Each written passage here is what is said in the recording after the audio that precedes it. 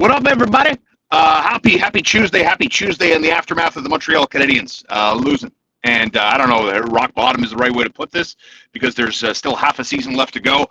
But boy, oh boy, oh boy, oh boy, oh boy, was that a bad one at the Bell Center last night, losing to the Seattle Kraken 4-0. Sam Montembeault getting called in, Jake Allen. Kind of a last-minute cancellation. He can't go. Not so sure in terms of the availability of what happens next. But look, Sam Montembeault wasn't the reason the Montreal Canadiens lost that game. The reason the Montreal Canadiens lost to Seattle yesterday is they flat out weren't ready for the Seattle Kraken, which is interesting too, right? Because everybody and their sister knew exactly who the Kraken were, handing it to Edmonton, handing it to Toronto in Toronto, coming in winners of 4 in a row, scoring 22 goals over that 4-game stretch. Everybody had a pretty good education on who the Montreal Canadiens were, but this is who this team is. Remember, if we go back to the beginning of the season and how Montreal had performed, the shooting percentage, the save percentages, Cole Caulfield scoring at a 70-goal clip, Nick Suzuki producing at a 120-point clip. The question we had asked in the beginnings of the season was, is this sustainable? Is what you're seeing something the Montreal Canadiens can recreate? But I have it. I have the answer. Everyone wants to know. The Montreal Canadiens tankathon, tank battle is on in full effect. They remain the 6th worst team in hockey. Chicago, Columbus, Anaheim, all of these teams all ahead. Arizona, Philadelphia, they won yesterday. They've won 5 of their last 6. How can the Montreal Canadiens, my friends, how can the Montreal Canadiens make up ground? How can they do this, right? Because the same logic has to apply to the bottom of the standing as it does to the top of the standings. Like, for example, if the Montreal Canadiens were competitive and trying to chase the top teams in the Atlantic Division, it's very difficult in a 3-point NHL system to make up all of this ground. The same thing is true at the bottom. How are the Montreal Canadiens going to catch the likes of the Chicago Blackhawks or the Columbus Blue Jackets? My friends, I have the answer. And the answer comes this way, and it's quite simple. As a matter of fact, you saw it yesterday.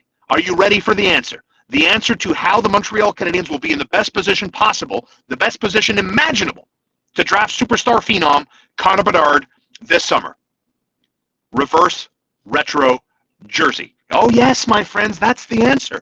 The Canadiens have 41 games left to be played. Guess what? I want to see them in the retro reverse jersey for another 41 games. This team is 1-7-1 when they have those jerseys on. By the way, for the record, I love the jerseys. I think they're hot. I like one. I would add one to my collection. But I got to tell you, if you want Connor Bedard, if you want the best chance at drafting this phenomenal talent, it's reverse retro night every night all the way home. 41 more games, 41 nights of retro reverse night. That is my strategy for the Montreal Canadiens to have the best mathematical odds at drafting Connor Bedard. Oh, let's go, baby, because, man, when they put those powder blues on, my goodness gracious, are they terrible. Are they terrible. And last night was another prime example in front of the fans that got booed off the ice. The Canadiens got booed off the ice yesterday. The Bronx cheer from members of the fan base that were in attendance yesterday, and it's well-deserved. This game was over, and it was over early.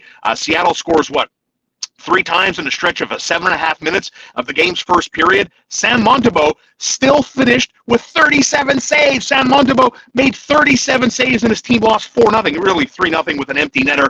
Merci, salut, la visite. So we've got a lot of questions. Do we have the answers to those questions this morning? As we saw when Seattle scored at 6:54, 10:01, 14:20 of the first period. The game was over. Thanks for coming, as the Canadiens have failed to put back-to-back wins on the board since November 23rd and 25th.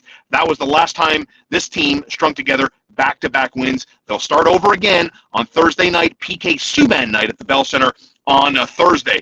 But I wonder about Captain Nick Suzuki. I think right now, as we embark on the second half of the NHL season, the first season where Nick Suzuki is the captain of the Montreal Canadiens, I got to tell you, man, this guy is passing the test with flying colors. Not only was he producing early on, as I said yesterday, it's very, very difficult. It's a hell of a lot more challenging to lead a team during tough times, turbulent times, than it is during a winning season. And I think Nick Suzuki, for me, has passed the test with flying colors. As a matter of fact, I wondered about, what it's like for this young leader going into these games, speaking to players, veteran players, on a night like last night where the team failed to show up in the first 20 minutes. What's it like in there? And as much criticism as the organization has earned because of Juraj Slafkovsky, the 18-year-old who's still here. The Canadiens burned the first year of his contract, so that means he'll get to UFA status 1 year earlier than expected. Nick Suzuki telling his teammate Juraj Slafkovsky, stick with it. Don't get too down. We're going to be here for a long time together. That's exactly what I want to hear. Those are the words to me that speak leadership, that speak calmness. And he is well surrounded, Nick Suzuki, in that room with Joel Edmondson and David Savard, who, by the way, struggled mightily yesterday. And I wonder about the value of Joel Edmondson as the team continues to plummet down the standings. The team continues to look non-competitive. And Joel Edmondson, Martin St. Louis, in the aftermath of that 4-0 loss, pretty much put it at the feet of his defense yesterday, and his defensive group, suggesting that how bad they were in coverage in their own end cost them the hockey game. I'm inclined to agree. I thought that Jake Evans, Evgeny Dodonov, and Yoel Armia were good again. Juraj Slafkovsky played over 14 minutes, had 2 shots on goal, looked more engaged, single-handedly created an opportunity, had a partial breakaway there, put the puck on target, looked a lot more engaged, and look, if we're going to, criticize Juraj Slafkovsky because he went 5 games without a shot, let's call it both ways. He was more engaged yesterday, and he had 2 shots on goal, got some time on the power play, got close to 15 minutes total ice time in that 4-0 loss yesterday. If you're going to dump on the guy, don't be scared to compliment him because he is playing better. And I thought so yesterday. And I think it falls back onto the point that I was making earlier in regards to, let's see, who wants to play, who doesn't want to play. Jonathan Drouin and Mike Hoffman, to me, they're not part of the future. I understand that, but they're part of the present right now. And if Ken Hughes has designs on moving players, it'll be interesting to see how Martin St. Louis continues to use guys, because Mike Hoffman, to me, was a non-compete yesterday. He was a -3. Jonathan Drouin, non-compete yesterday. He was a -2. Jonathan Drouin, if it needs reminding for anyone, has 0 goals this season. 0 goals and 8 assists, and that is it. 25 games, 26 games into his season, he's averaging under 14 minutes of ice time and more or less doing nothing with it, right? So that's kind of where we are with Jonathan Drouin. And if you're looking at value, you're not getting a return on Jonathan Drouin. You're not getting a return on Mike Hoffman. You're going to get smaller returns on Yoel Armia. You need Joel Edmondson to pick up his level if Ken Hughes wants what he says he wants, and that's a 3rd overall selection at this summer's NHL entry draft. So that's kind of where I'm coming from in the aftermath of that 4-0 loss yesterday. I liked what I saw from one line. I liked what I saw from Juraj Slafkovsky and the Montreal Canadiens. It's going to be interesting to see how Martin St. Louis navigates the next few days off. Today is a scheduled day off for the Montreal Canadiens. How they get back at it on Wednesday ahead of Thursday's contest with Nashville. The Canadiens are in New York to play the New York team Saturday, and then Sunday, the Rangers and then the Islanders. It could be the other way around. I'm not so sure. But Saturday and Sunday, they're playing the 2 New York teams. Sunday will be a 5 o'clock start. Saturday night, it's the traditional 7 o'clock puck drop. But if you're Martin St. Louis, kind of learning on the fly like the rest of his team is, and let's also keep that in mind that, Martin St. Louis is not Joe Quenneville here. He's not coming in with this depth level of knowledge in terms of what buttons to push, when to push them, and how to push them. It's one thing to be, a Hall of Fame player and learn from some good coaches in your career. It doesn't necessarily mean that you're going to be able to pull off what your coaches pulled off when you were a player. So it really is learning on the fly for Martin St. Louis, learning on the fly for his players as well, and they're all growing at the same time. So it'll be interesting how Martin St. Louis continues to deploy certain players. The ice time, something I'm paying attention to. And the other aspect about this is how does he handle these 2 days off? What's the difference between, let's say John Tortorella, for example, how he would handle a team like the Montreal Canadiens, where they are in the standings, losers of 8 of their last 9 games. What is he going to do with 2 days off? How does he do this? And how does Martin St. Louis, what's the difference there? I'm not opposed to another bag skate, reminding these players that there are no easy nights in the National Hockey League, that if you don't work your tail off, you're not going to put forth an honest effort. You're not going to collect 2 points. You're not going to be competitive in the game. And these are the bad tendencies that we're seeing from the Montreal Canadiens. And how they dig themselves out of it, man, oh man, it's going to be tough. And it's not coming this year, may not even come next year. And what we're looking for at this point are small little silver linings, things that lead you down the path of, I believe in this regime, I believe in the coaching staff, I believe in the development of some of these players, and it really is truthfully a work in progress. And We were talking about this a little bit on the morning show today on TSN 690, 6 to 10 with Connor McKenna and yours truly, that you do have to take this leap of faith. You have to believe that just because you saw the previous regime underdeveloped players, players that never kind of lived up to their draft pick, players that never lived up to the ceiling we thought they had for themselves, just because it happened under a previous regime that was led by a gentleman with a massive ego and loved having control in every area and every facet of an organization. This is not that regime. And I'm not here to tell you that I know how Ken Hughes operates or Jeff Gordon operates or what Martin St. Louis loves from certain players on his team. What I do know is that these guys come in. I think the NHL is a very small world. I think all of these guys talk. I think they all laugh at dysfunctional organizations. And I do believe that Ken Hughes probably took this job with the firm, credible belief internally that he had the capacity, hockey IQ, to turn around the Montreal Canadiens. And that's the leap of faith you as a Canadiens fan have to take. If you are going to look at this organization and look at this rebuild, I think with an element of level-headedness, if that's the way to put it, right? Because we don't know the future. We don't know if Juraj Slafkovsky one day is going to live up to being the number one overall selection. We don't know that. We don't know if Martin St. Louis is the long-term answer and that he's going to be here 10 years from now and the Montreal Canadiens will have a Stanley Cup under their banner or have a Stanley Cup Finals appearance with Martin St. Louis and this young group of players growing together. We don't know that. But I'm comfortable making the leap of faith. I'm comfortable in what I've seen from Jeff Gordon, what I've seen from Ken Hughes, and I think I've been consistent here. The strongest element that Martin St. Louis, in my opinion, possesses is his relatability, is his communication and the message that he brings across and its instant credibility. And look, I think, it's not all rainbows and gummy bears frolicking through a meadow here. The Montreal Canadiens are a defensive disaster. Some players are prone to bad penalties. Some guys are prone to just leaving their position, forgetting their assignments. And there are a lot of defensive breakdowns on the Montreal Canadiens. There are a lot of defensive breakdowns. And I honestly do think that, yes, it comes down to personnel and it comes down to coaching too. And it goes hand in hand with the lack of experience. So, yes, you are seeing a lot of growing pains.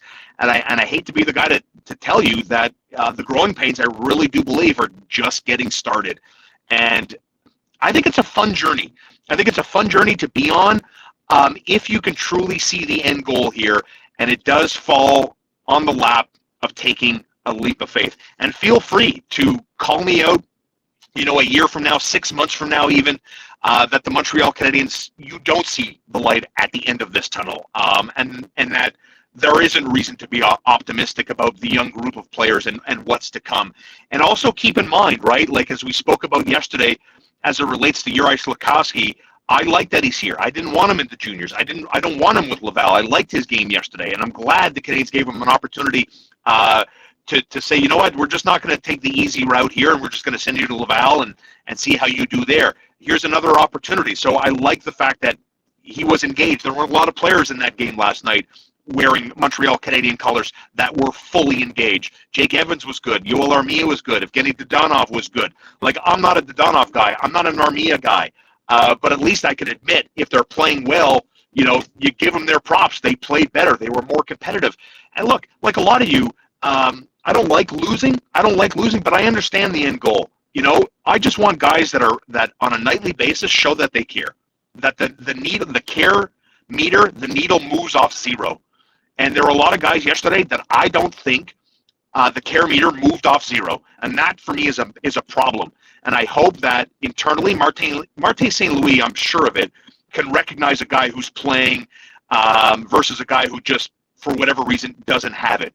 And I hope that the line of communication between the coach and his general manager is crystal clear, without interruption, that he can go to Ken Hughes and say, listen, for 4 or 5, 6 games now, this guy is not pulling his weight, not moving his feet, whatever cliche hockey speak you want to use. I hope that's happening. I don't know if that's happening, but I want to believe, here we are again, a leap of faith. I'm willing to make that leap of faith and tell you that I hope that it's happening and I trust that it's happening. And keep in mind that Laval is Marc Bergevin's Laval. This is not Jeff Gordon or Ken Hughes' Laval. So maybe, the organization wants Juraj Slafkovsky and others just to be with guys that they know around NHL talent in the NHL world. And then in the offseason, I'm expecting big changes to come from the Laval Rocket. Go to our website, tsn690.ca. Listen to the interview Connor McKenna and yours truly had with Mark Denis today, and we spoke about the Laval Rocket. We spoke about the farm system and the relationship between the Montreal Canadiens and Laval. There are a lot of questions there. And that it is, once again, another leap of faith that Jeff Gordon and Ken Hughes are quietly behind the scenes working on fixing a lot of issues internally, and it begins with Laval, and you work your way up from there. So that's the leap of faith, my friends. We are in it to win it, and it's going to take some time before we get there. But if you just joined us, I remind you again, if you want the best mathematical odds at drafting Connor Bedard this summer, there's only one way to do that. And that way to do it is it's reverse retro night. Every night, baby. Every night. 41 more games to go. 41 nights of retro reverse night. The Montreal Canadiens are 1-7-1 with the powder blues on.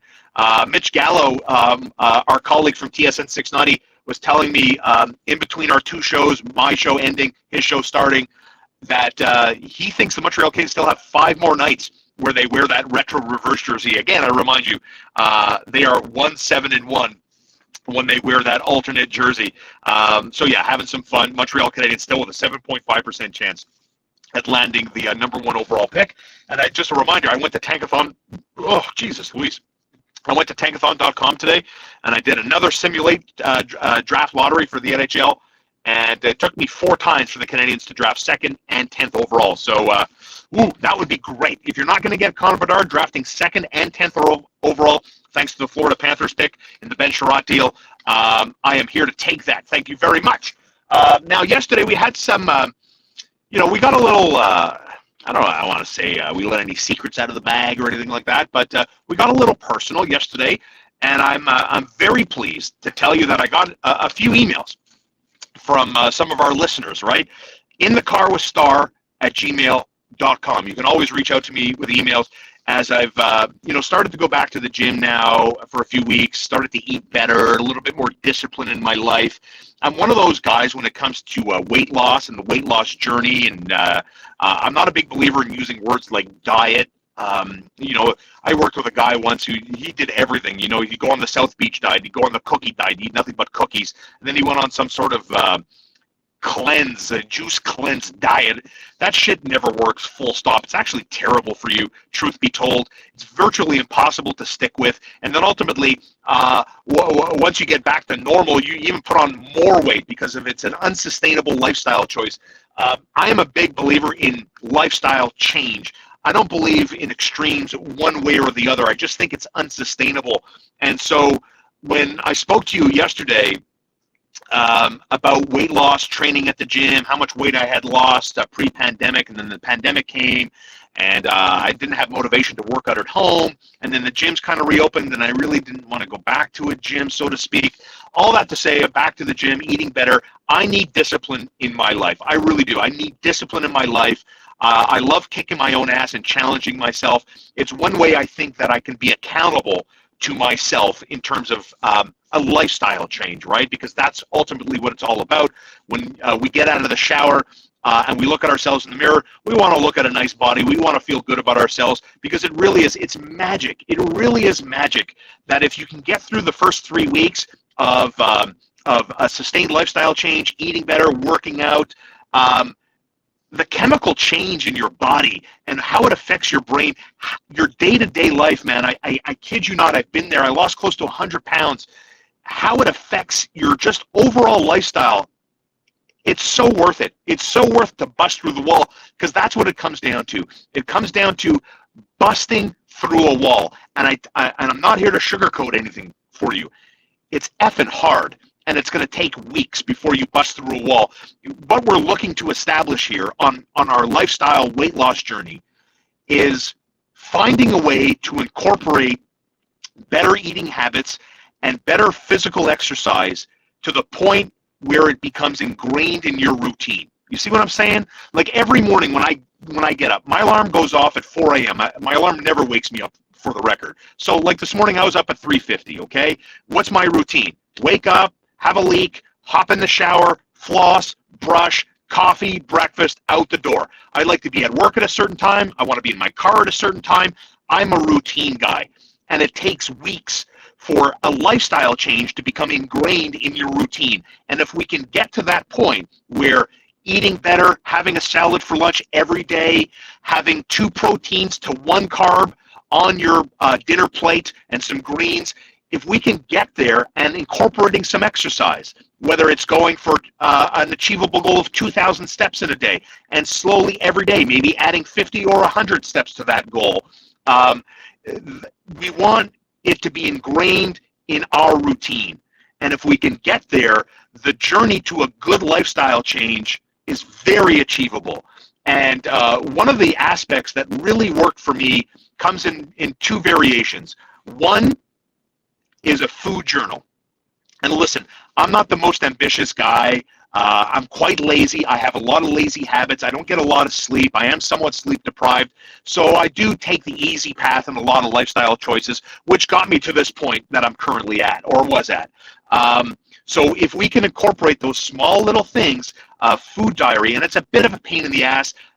There are a couple of good apps out there. MyFitnessPal in particular, I think, is a very good one that has a great database of food items and their nutritional value. And you're going to be amazed at how better you will eat when you start logging what you're eating. And don't lie. Why would you lie? You're only lying to yourself here, right? We're not showing this off to anybody. This is between you and I. Your food journal is your food journal.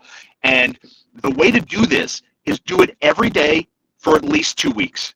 And this is what I'm talking, you can start to begin the process of now this becomes part of your routine. And one of the good formulas that a nutritionist told me was for every carb, you want 2 proteins on your plate. So for example, you're going to have breakfast, a good breakfast, scrambled eggs, however you want them, poached, or eggs, however you want them. You want them scrambled, you want them poached. Try not to have them fried, I guess.